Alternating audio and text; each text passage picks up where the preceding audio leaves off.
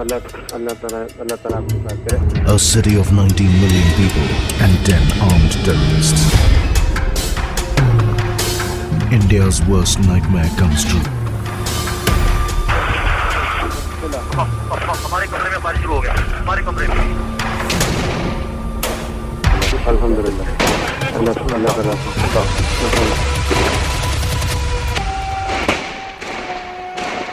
Millennial generation के मन में अगर आज भी आतंकवादी घटनाओं का ट्रॉमा भरा हुआ है तो इन जख्मों की जिम्मेदारी कांग्रेस को दे देनी चाहिए। मैं अपनी बात साबित करने के लिए आपको भरपूर तर्क दूंगी, बस मेरे साथ बने रहिए। संसद पर हमला, मुंबई बम धमाके 26/11, जयपुर, बैंगलोर, हैदराबाद, वाराणसी, अहमदाबाद जैसे शहरों में बम विस्फोट से लेकर कई आतंकवादी हमलों ने एक पूरी जनरेशन को डरा कर रख दिया है। मजहब की कट्टरता और सरकार की विफलता, ये एक ऐसा कॉम्बिनेशन रहा कि कई आतंकवादी घटनाओं में तो पीड़ितों को न्याय तक नहीं मिला।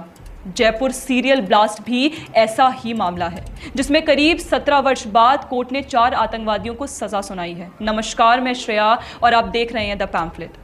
दोस्तों, 2008 में जयपुर में हुए सीरियल ब्लास्ट के मामले में सजा का ऐलान हुआ तो फिर से इस आतंकी घटना के जख्म हरे हो गए। धार्मिक और ऐतिहासिक शहर में इस तरह की घटना दिल दहलाने वाली थी। जयपुर सीरियल ब्लास्ट मामले में 4 आतंकियों को कोर्ट से आजीवन कारावास की सजा मिली है। 13 मई 2008 को सीरियल ब्लास्ट में जयपुर की स्पेशल कोर्ट ने सैफुर रहमान, मोहम्मद सैफ, मोहम्मद सरवर आजमी और शहबाज अहमद को इस मामले का दोषी पाया है और आजीवन कारावास की सजा सुनाई है।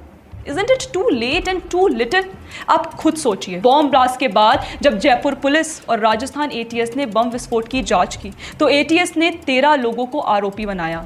आतिफ और साजिद नाम के आतंकवादी बदला हाउस मुठभेड़ में मारे गए, जिनके लिए कांग्रेस नेता सोनिया गांधी आंसू बहा रही थी। शादाब, खालिद, साजिद नाम के आतंकवादी पाकिस्तान भाग गए। आरिफ, यासिन, असदुल्ला को अन्य मामले में गिरफ्तार कर तिहाड़ भेजा गया। शहबाज, मोहम्मद सरवर, सैफ, सैफुर्रहमान, सलमान को जयपुर पुलिस ने गिरफ्तार किया और ये सभी 5 एजुकेटेड लोग हैं। जिला न्यायालय के 8वें जज ने 4 लोगों को दोषी ठहराया और शहबाज को बरी कर दिया। बाकी सभी 4 को मौत की सजा दी, जिसके बाद डिफेंस टीम ने हाईकोर्ट में फैसले को चुनौती दी। पिछले साल मार्च में सबूतों की कमी के चलते राजस्थान हाईकोर्ट ने सभी 4 को बरी कर दिया। आतंकवादियों को बरी करते हुए कोर्ट ने कहा था कि उन्हें पीड़ितों से सहानुभूति है, पर जांच में लापरवाही के कारण वे आतंकवादियों को सजा नहीं दे सकते। तो ये लापरवाही किसने की? कोर्ट ने केस की खामी की पूरी जिम्मेदारी इन्वेस्टिगेशन पर ही डाली, जिन्होंने सीसीटीवी खंगालने और डिस्क्लोजर स्टेटमेंट लेने तक में लापरवाही की। इस बड़े लूप होल के कारण जयपुरवासी ठगे के ठगे रह गए। उन्होंने अपनों को भी खोया और न्याय भी नहीं मिला।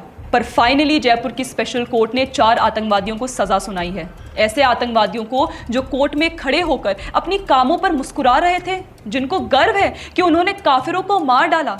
आप ध्यान से देखिए, ये वो चेहरे हैं जिन्होंने मिनी काशी के रूप में प्रसिद्ध जयपुर के परकोटा क्षेत्र को अपनी नजर लगाई थी, जब परकोटा के मंदिरों के पास एक के बाद एक करते हुए लगातार 9 बम ब्लास्ट हुए थे। शाम के 7:10 से 7:32 तक हुए 9 धमाकों ने जयपुर को शांत कर दिया।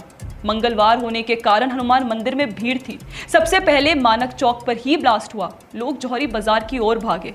वहां 2 धमाके हुए जो एग्जिट पॉइंट पर हुए। जयपुर में पूरी तरह से अफरा तफरी मच गई। लोग छोटी चौपड़ की ओर भाग गए और वहां भी बम धमाके हुए। फिर बड़ी चौपड़, चांदपोल हनुमान मंदिर और एक के बाद एक 9 बम धमाके हुए। करीब 70 से अधिक लोगों की जान गई और 170 से अधिक लोग घायल हो गए। अगले दिन स्कूलों में छुट्टी कर दी गई। लगभग पूरा शहर अपने घरों में दुबक गया और लोगों ने मिलकर जयपुर पर लगी आतंकियों की नजर से रक्षा के लिए प्रार्थना की। बम विस्फोट की लोकेशन और टाइमिंग से ही पता चलता है कि आतंकियों की मंशा ज्यादा से ज्यादा लोगों को मारने की थी और उन्होंने प्लान को सक्सेसफुली लॉन्च भी किया था। लोग जिधर भी बचने के लिए दौड़े उधर ही विस्फोट हो रहे थे। आतंकवादी समूह इंडियन मुजाहिदीन ने आज तक को ईमेल भेजकर जिम्मेदारी ली। आतंकी संगठन का कहना था कि वे भारत के काफिरों की आस्था को नष्ट कर देंगे। आईएस की कार्यप्रणाली बम विस्फोट के लिए स्लीपर सेल के रूप में स्थानीय मुस्लिमों को भर्ती करना है। जयपुर में हुआ ब्लास्ट पूरे देश को हिलाने के लिए काफी था, क्योंकि इसकी प्लानिंग जबरदस्त थी। बचने का कोई उपाय नहीं था और शहर के बीचों बीच अगर आतंकवादी ये प्लान कर रहे हैं तो सरकार और जांच एजेंसियां क्या कर रही थी? ये ऐसा प्रश्न है जो हर वो व्यक्ति पूछता है जिन्होंने गुलाबी शहर को लाल होते हुए देखा है। क्या ये उस सरकार की लापरवाही रही जिसने धार्मिक तुष्टीकरण के नाम पर आतंकी रोकथाम वाले कानूनों को ही खत्म कर दिया? जी हाँ, पोटा यानी कि प्रिवेंशन ऑफ टेररिज्म एक्ट को 2002 में अटल बिहारी वाजपेयी सरकार द्वारा लाया गया था, जिसका उद्देश्य आतंकवाद विरोधी अभियानों को मजबूत करना था। संसद पर हुए हमले और देश में बढ़ती आतंकवादी गतिविधियों के चलते सरकार ने यह कानून बनाया था। 2004 में लोकसभा चुनाव होने थे और इसके लिए कांग्रेस ने तैयारी की। तैयारी में शामिल था पोटा को हटाना। बिल्कुल, कांग्रेस को ऐसे कानून से समस्या थी जो देश में आतंकवादी घटनाओं को रोकता था। यूपीए सरकार बनते ही कांग्रेस ने सबसे पहला काम किया था पोटा को हटाने का। जिस परिवार ने आतंकवाद के चलते अपने परिजनों को खोया है वो याद रख सकते हैं कि उस आतंकवादी घटना को रोकने के कानून को कांग्रेस ने सिर्फ चंद वोटों के लिए हटा दिया था। यूपीए सरकार ने संसद में कहा था कि पोटा का मिसयूज हो रहा है। इस वक्त बीजेपी नेता एलके आडवाणी ने कहा था कि आप कह रहे हो कि कानून का दुरुपयोग किया गया। क्या ऐसा कोई कानून है जिसका दुरुपयोग नहीं किया जा सकता? भाजपा के वरिष्ठ नेता ने कहा, आप इस डर के कारण किसी कानून का विरोध नहीं कर सकते। आडवाणी ने कहा था कि 9/11 के बाद अमेरिका ने नए कानून बनाए जिससे वहां और हमले रोकने में मदद मिली। इसी तरह भारत में पोटा आया पर कांग्रेस ने उसे हटा दिया और कांग्रेस की ऐसी ही अपीजमेंट पॉलिटिक्स के चलते मैंने शुरू में आतंकवाद के जख्मों का भार कांग्रेस पर डाला है।